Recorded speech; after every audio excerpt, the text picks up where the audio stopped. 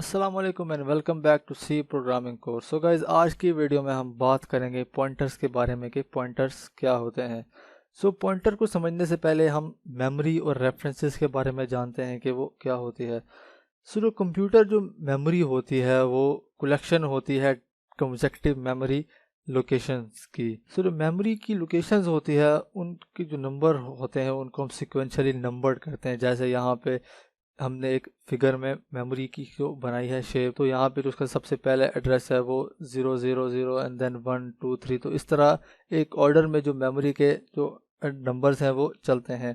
जब हम कोई वेरिएबल क्रिएट करते हैं वो किसी एक मेमोरी लोकेशन के अंदर जाके जो होता है वो सेव होता है एंड उसका कोई एक एड्रेस होता है। हम प्रोग्राम के अंदर बहुत सारे वेरिएबल डिक्लेयर करते हैं डिफरेंट टास्क के लिए। जब हम वेरिएबल डिक्लेयर करते हैं तो उसके लिए मेमोरी के अंदर कोई स्पेसिफिक जो मेमोरी होती है वो रिजर्व हो जाती है। जो वेरिएबल का नाम होता है वो हम यूज़ करते हैं मेमोरी लोकेशन को रिफ़र करने के लिए, और ये यूज़र को अलाउ करता है कि उस वैल्यू मेमोरी के अंदर जो वैल्यू है उसको एक्सेस करने के लिए। जो वेरिएबल की डिक्लेरेशन होती है उसके अंदर 3 एट्रीब्यूट्स होती हैं। सबसे पहले वेरिएबल का नाम, then variable type, then variable memory. For example हम एक वेरिएबल डिक्लेयर करते हैं इंट ए के नाम से, एंड जो वेरिएबल हमारा क्रिएट किया है उसने फॉर एग्जांपल इंटीजर हमने डिक्लेयर किया है तो वो मेमोरी में जो है 2 बाइट्स लेता है।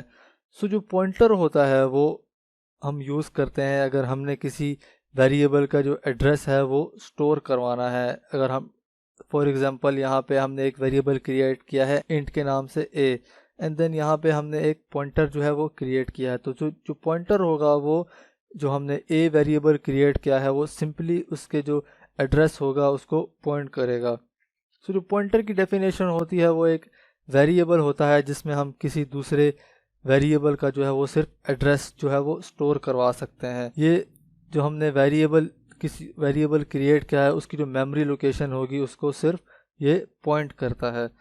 अब देखते हैं कि पॉइंटर डिक्लेयर कैसे करते हैं। जब हम पॉइंटर डिक्लेयर करते हैं तो सबसे पहले हम डेटा टाइप लिखते हैं कि हमने किस डेटा टाइप का जो है वो पॉइंटर बनाना है। देन एस्ट्रिक का साइन यूज़ करते हैं, एस्ट्रिक, एंड देन उसके बाद वेरिएबल का नाम। जो एस्ट्रिक होता है वो ये इंडिकेट करता है कि ये जो वेरिएबल है ये एक पॉइंटर वेरिएबल है।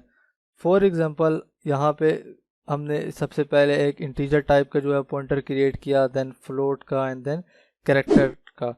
जो इंटीजर टाइप का पॉइंटर है वो सिर्फ किसी दूसरे इंटीजर वाले वेरिएबल का ही एड्रेस जो है वो स्टोर करवा सकता है। जो फ्लोट वाला पॉइंटर है वो किसी दूसरे फ्लोट वेरिएबल का ही एड्रेस स्टोर करवा सकेगा, एंड जो कैरेक्टर है वो किसी दूसरे कैरेक्टर वेरिएबल का ही एड्रेस जो है वो स्टोर करवा सकता है। हम इंटीजर के अंदर फ्लोट के वेरिएबल का एड्रेस स्टोर नहीं करवा सकते। इसी तरह फ्लोट के अंदर इंटीजर का, कैरेक्टर के अंदर फ्लोट का, एंड देन कैरेक्टर के अंदर इंटीजर का अगर हम किसी दूसरे वेरिएबल का एड्रेस स्टोर करवाना चाहेंगे तो वो हम नहीं करवा सकते। उसके बाद हम देखते हैं कि पॉइंटर इनिशियलाइजेशन कैसे होती है। पॉइंटर इनिशियलाइजेशन का मतलब होता है कि हम किसी दूसरे वेरिएबल का एड्रेस है वो पॉइंटर के अंदर कैसे पास करते हैं। तो उसके लिए सबसे पहले हम डेटा टाइप लिखते हैं, then asterisk sign, and then variable का नाम, and then equals, and then हम एंड का साइन जो है वो यूज़ करते हैं। जो एंड का साइन होता है वो जो मेमोरी एड्रेस होता है वो जानने के लिए यूज़ होता है। हम सबसे पहले एंड का साइन लगते हैं, एंड देन उसके बाद जिस वेरिएबल का एड्रेस हमने पॉइंटर के अंदर स्टोर करवाना है उस वेरिएबल का हम नाम लिखते हैं एंड के साइन। तो जो इस वेरिएबल का एड्रेस होगा वो पॉइंटर वेरिएबल के अंदर जो है वो स्टोर हो जाएगा। फॉर एग्जांपल हम यहाँ पे एक इंटीजर टाइप का नंबर सबसे पहले क्रिएट कर लेते हैं 100, एंड देन एक पॉइंटर जिसका नाम रखते हैं P1। देन हम उसको इनिशियलाइज करवाएंगे जो एन का एड्रेस होगा उससे। तो उसके लिए हम इक्वल्स लगाएंगे, एंड देन एंड का साइन, एंड देन वेरिएबल का नाम। तो इससे ये होगा कि जो एन का एड्रेस होगा वो P1 पॉइंटर के अंदर जो है वो स्टोर हो जाएगा। एंड देन यहाँ पे हमने एक और जो है पॉइंटर टाइप का वेरिएबल क्रिएट किया, एंड देन उसको हमने इनिशियलाइज करवाया नल से। नल का मतलब होता है इसके अंदर कोई भी वैल्यू नहीं। जब हम भी पॉइंटर कोई भी बनाते हैं तो उसकी जो डिफ़ॉल्ट वैल्यू होती है वो नल होती है अगर हमने उसको किसी दूसरे वेरिएबल से जो है वो इनिशियलाइज नहीं करवाया। अब हम विजुअल स्टूडियो कोड में चलते हैं और देखते हैं कि हम पॉइंटर को वहाँ डिक्लेयर कैसे करते हैं, और अगर हमने किसी वेरिएबल का एड्रेस मालूम करना हो वो कैसे करते हैं। हम देन इसको इनिशियलाइज कैसे करवा के जो एड्रेस है वो पॉइंटर के अंदर पास करवाते हैं किसी भी वेरिएबल का। तो गाइज अब हम यहाँ पे एक सबसे पहले एक पॉइंटर जो है वो डिक्लेयर करते हैं। तो उसके लिए सबसे पहले हमने जिस तरह का जो पॉइंटर है, जिस डेटा टाइप का पॉइंटर क्रिएट करना है, तो सबसे पहले हम वो डेटा टाइप लिखते हैं। तो मैं एक इंटीजर टाइप का जो पॉइंटर है वो क्रिएट करता हूँ। तो मैं यहाँ पे लिखता हूँ इंट एंड देन उसके बाद स्टैटिक एंड देन उसके बाद जो पॉइंटर का हमने नाम रखना हो वो, तो मैं यहाँ पे नाम लिख लेता हूँ ptr एंड देन उसके बाद मैं एक और वेरिएबल क्रिएट करता हूँ n के नाम से एंड देन इसकी जो वैल्यू है वो मैं 100 के इक्वल जो है वो रख लेता हूँ।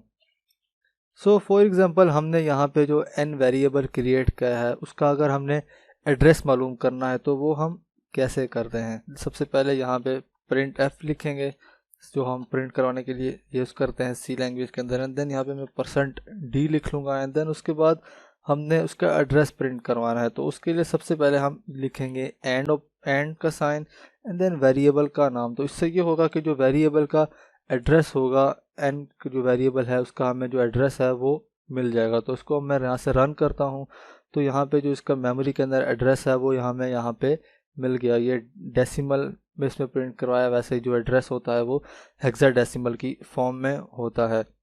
अब जो पॉइंटर हमने बनाया है अगर मैं n जो है उसका एड्रेस में पॉइंटर के अंदर जो है वो स्टोर करवाना चाहता हूँ तो उसके लिए मैं यहाँ पे लिखूँगा ptr जो पॉइंटर वेरिएबल हमने बनाया है एंड देन मैं उसको इक्वल कर लूँगा एंड मतलब हमने उसका एड्रेस जो है वो स्टोर करवाना है। तो हमने एड्रेस जो स्टोर करवाने के लिए एंड लगाते हैं एंड देन उसके बाद वेरिएबल का नाम।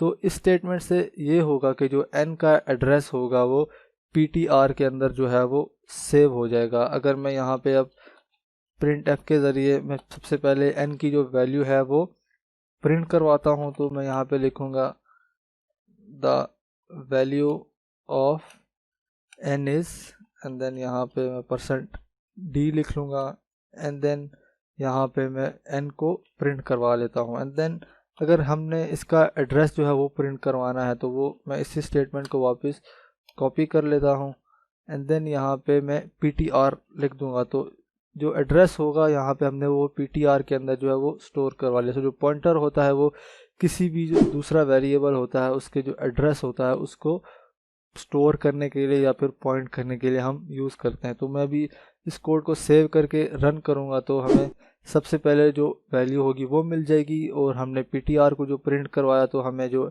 एड्रेस जो मिला n का वो हमें यहाँ पे मिल गया। तो इस तरह से हम जो पॉइंटर है वो यूज़ करते हैं। हमने किसी भी वेरिएबल का अगर एड्रेस जो है वो स्टोर करवाना है पॉइंटर के अंदर।